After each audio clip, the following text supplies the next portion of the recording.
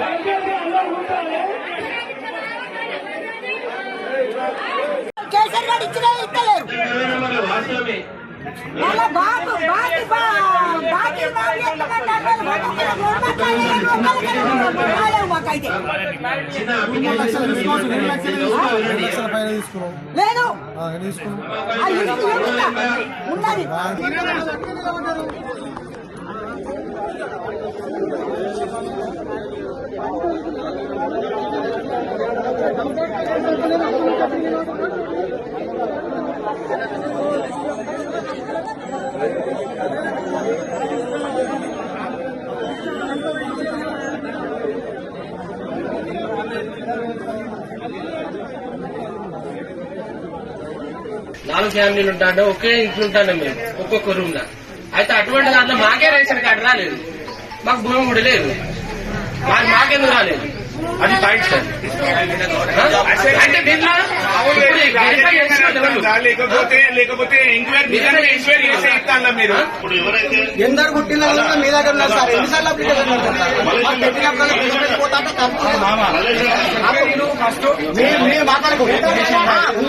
నేను అడుగుతాను సార్. మేము పోయినప్పుడల్లా పెద్ద పెళ్లి పోతే 200-300 ఖర్చు అవుతున్నాయి. ఎన్నిసార్లు పెడతాం మేము? అది సార్ మేము అనేది ఏంటంటే మా లిస్టు మొత్తం మీ దగ్గర ఉంది. మా దగ్గర ఎందరు ఉన్నారు, మా భూమి ఎంత ఉన్నది అంతా మీ దగ్గరనే ఉన్నది. ఇప్పుడు కాదు, 10 ఏళ్ళ నుంచి ఉన్నాయి. మేము మళ్ళీ మీరు మళ్ళీ అప్లికేషన్ అంటే మేము పోవడానికి అప్లికేషన్ కు మళ్ళీ వీళ్ళు కట్టే ఇల్లు వీళ్ళు కట్టే రేపు రాపో ఎల్లుండి రాపో వీళ్ళు మమ్మల్ని దింపుడు ఎందుకు సార్ ఇదంతా? అదే నేను అనేది కొద్దిగా మా ఆవేశం చెప్పుకుంటాను, మా ఆవేశంగా చెప్పుకుంటాను. మేము మీ మీద ఏమంటలేదు సార్. నేనేమంటున్నా, it is not only complete paper, ఇది కాదు. 26 వరకు మన గ్రామ సభ పెట్టుకోవాలి ఆదేశాలు.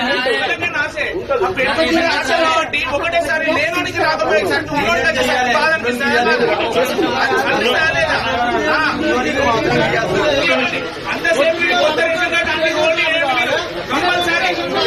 ఎవరికైతే రేషన్ కార్డులు అయినా కానీ ఏదైనా కానీ ఇళ్ళైనా కానీ ప్రతి ఒక్కరికి ఇదే సార్ కంపల్సరీ ఇదే జరగాలి. ఐడెంటిటీ వేసినాకనే ఏదైనా కానీ ఏదో ప్రతి ఒక్కరు ఏదో చెందేటట్టు రెడీ చేయండి సార్. నేను రేషన్ కార్డు అప్లై చేసుకున్నా అండి, ఇందిరా మిల్లు కోసం కూడా అప్లై చేసుకున్నా. ఇప్పుడు 65 మంది లిస్ట్ అవుట్ అయిందని చెప్పింది. ఈ 65 మంది లిస్టు ఎట్లా ఎంక్వైరీ చేసింది మీరు? ఈ 65 లిస్టు బేసిక్ ఏంటిది? ఆధారం ఏంటి? 5 ఎకరాలు 10 ఎకరాల వాళ్ళకు రేషన్ కార్డు వచ్చింది. ఏం లేని గుంట భూమి లేని వాళ్ళకి రేషన్ కార్డు రాలేదు ముంబై. ఇది ఎట్లా ఫైనల్ అవుట్ చేసింది? ఎట్లా చేసిండు? ఎవరింటికి పోయిండు? ఎవరితో ఎక్కువ చేసిండు? ఈ బొంబైలి గ్రామ పంచాయతీ అయిందా ఫైనల్ అవుట్? లేకపోతే మీరు పెద్దపిల్ల చేసిందా? లేకపోతే అక్కడ మన హైదరాబాద్ లో చేసిందా? ఎక్కడ చేసింది దీని ఫైనల్ అవుట్? దీనికి ఆన్సర్ చెప్పగలరు. ఇప్పుడు స్టార్ట్ అయింది. ఇది వచ్చిన వాళ్ళ పేర్లు వచ్చిన వాళ్ళందరికి వచ్చినట్టు కాదు, పేర్లు లేని వాళ్ళకు రానట్టు కాదు. ఇది ఓన్లీ ఇప్పుడు ఉన్న ప్రజెంట్ సిచ్యువేషన్. మీరు ఇంకెవరైనా కొత్తగా పేర్లు రానోళ్ళు అప్లికేషన్స్ ఇవ్వచ్చు. నేను ఫస్ట్ నుండి ఇదే చెప్తున్నా. వీళ్ళందరికి వచ్చినట్టు కాదు ఇండ్లు. ఇది ఓన్లీ మనం తీసుకున్న డాటా.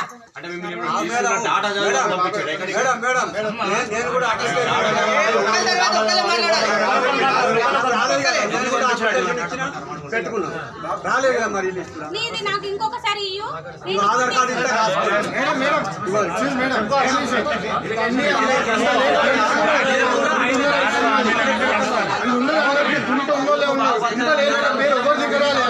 అది ఎవరు పెట్టిన లిస్ట్ మీకు లిస్ట్ ఎక్కడి నుంచి వచ్చింది?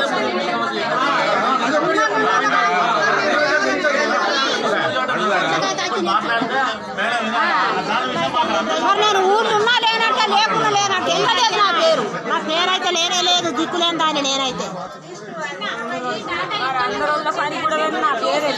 సర్వే జరిగిందా?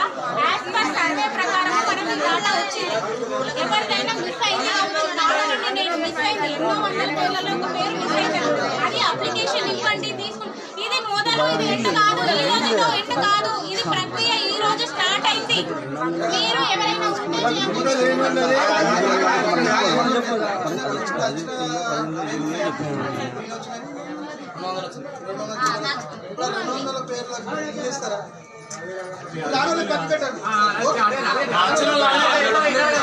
ఇప్పుడు మళ్ళీ అప్లికేషన్ పెట్టాలి. పైసలు ఎవరు ఇస్తాడు?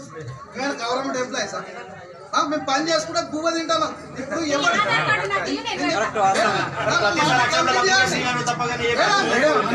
అంటే మీరు ఒక్కరిని అడుగు. ఇప్పుడు ఆయన ఒక్క ప్రశ్నిస్తే అతను కూడా అడుగుతారు. లేదు మేడం. మేడం నేను అందరినీ తీసుకొని హైయర్ అథారిటీకి ఇచ్చే బాధ్యత నాది. నేను లిస్ట్ రాస్తున్నా. అప్లికేషన్స్ తీసుకొని సబ్మిట్ చేస్తాను.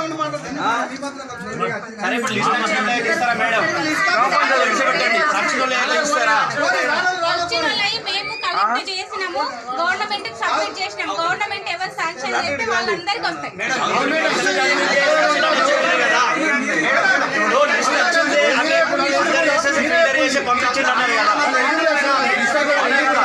ఏమంటారంటే ఇప్పుడు అందరూ సర్వే చేసినారు, అందరూ లిస్ట్ ఇచ్చారు కదా. లేని వారి లిస్టు రాలేదు, ఉన్న వారి లిస్ట్ వచ్చింది. ఓకే ఫోన్ వచ్చింది. వాళ్ళు ఇప్పుడైతే ఎలిజిబులా? వాళ్ళకైతే వస్తాయా? వాళ్ళకైతే వస్తాయా చెప్పండి.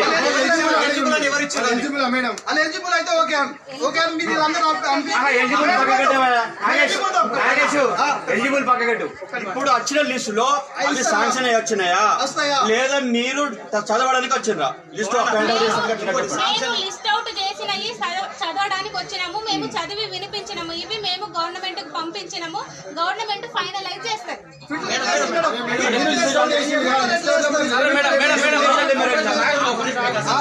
మీరు సర్వే చేసి లిస్ట్ పంపించిన లెక్క ఫైనల్ చేస్తారు. నాకు ఇల్లు లేదు, అనుకో పేరుకి ఇల్లు ఉంది. ఆ లెక్క ఫైనల్ చేస్తే మరి నేనేం చేయాలి? నేను ఎవరిని అడగాలి? కాదన్నా. ఇప్పుడు అందరం కలిసి ఎవరెవరికి ఊళ్ళో ఎవరెవరికి ఇల్లు లేదో అందరం కలిసి చేసి నిర్ణయించి చేసుకుంటే అయిపోతుంది. ప్రజలు ఇబ్బంది పడుకుంటూనే వస్తున్నారు. ఇప్పుడు కూడా ఫూల్ చేయడానికి ఇది ఒక డ్రామా తప్ప ప్రభుత్వాన్ని ఇల్లు ఇచ్చేది లేదు, చేసేది లేదు. మీరు ఫైనల్ తీసుకొచ్చారంటే దానికి మీరు గ్యారంటీ ఇస్తలేరు. మీరు ఏమంటారు? ఓన్లీ లిస్టు చదవడానికి వచ్చిన అంటారు. అది ఎంతవరకు కరెక్ట్ చెప్పండి. ఫైనల్ గా ఎందుకు వచ్చే బంగ్లాస్కి ఇంత మందికి వచ్చింది వస్తాయని ఎందుకు చెప్తున్నారు? మీరు గ్యారంటీ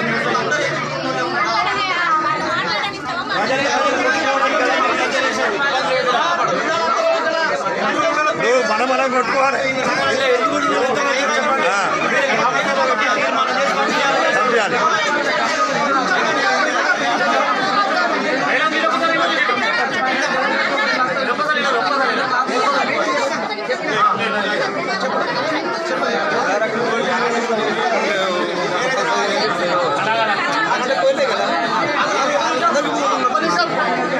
అన్ని తీసేయాలి.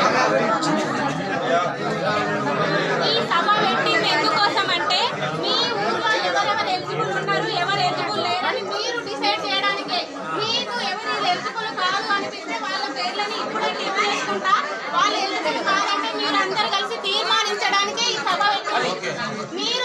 మీరు చేసిన తీర్మానాన్ని పంపిస్తా. మేము సొంతగా నిర్ణయం మేము తీసుకోము. నువ్వు అడిగావు కదా వాళ్ళకి రాకుండా వాళ్ళ పేర్లు ఇప్పుడే చెప్పండి.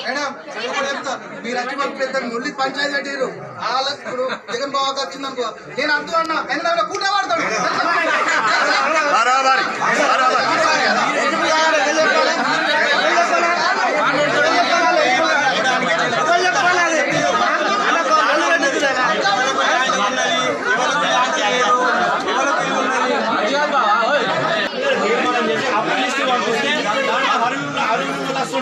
ఇప్పుడు కూడా అర్హులను డిసైడ్ చేయడానికి మీ సభ డిసైడ్ చేసి మీ సభ డిసైడ్ చేసి మీ గ్రామ సభ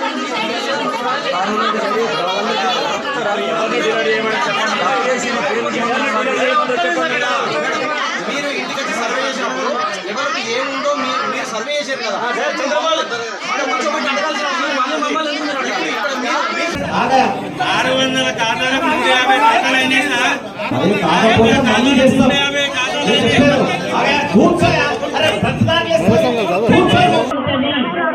అప్లికేషన్ తీసుకోబడతాయి. ప్రోగ్రామ్ మధ్యలో ఆఫ్ చేయకండి. ప్రతి ఒక్కరూ అర్థం చేసుకునే వాళ్ళే.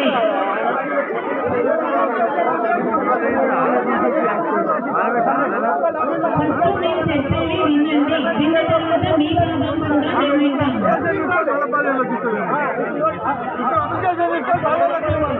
దయచేసి పోలీస్ వాళ్ళు కొద్దిగా మీరందరినీ కొద్దిగా కూర్చోబెట్టండి.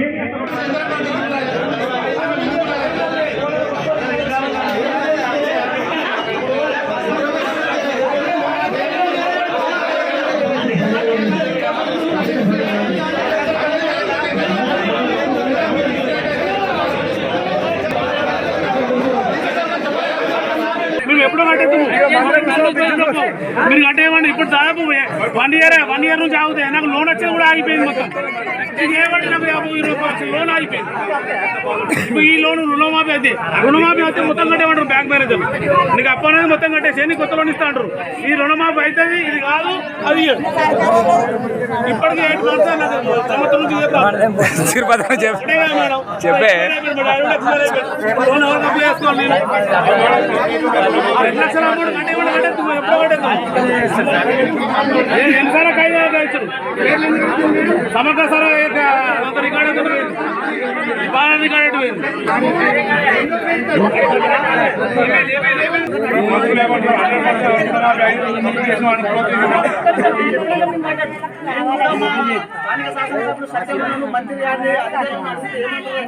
ఆర్థిక పరిస్థితి మీరు మాట్లాడద్దు. మంత్రులు ఏమంటారు ఆల్రెడీ క్లోజ్ అయిపోయింది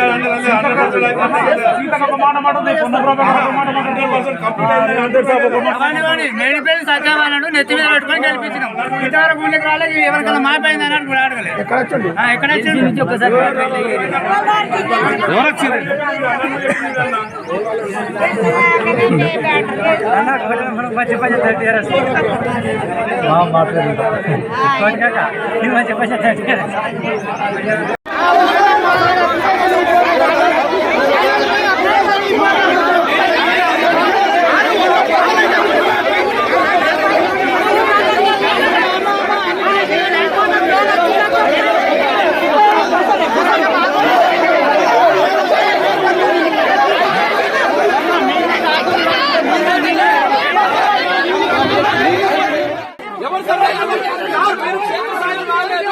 క్షేత్రస్థాయిలో రాలేదు.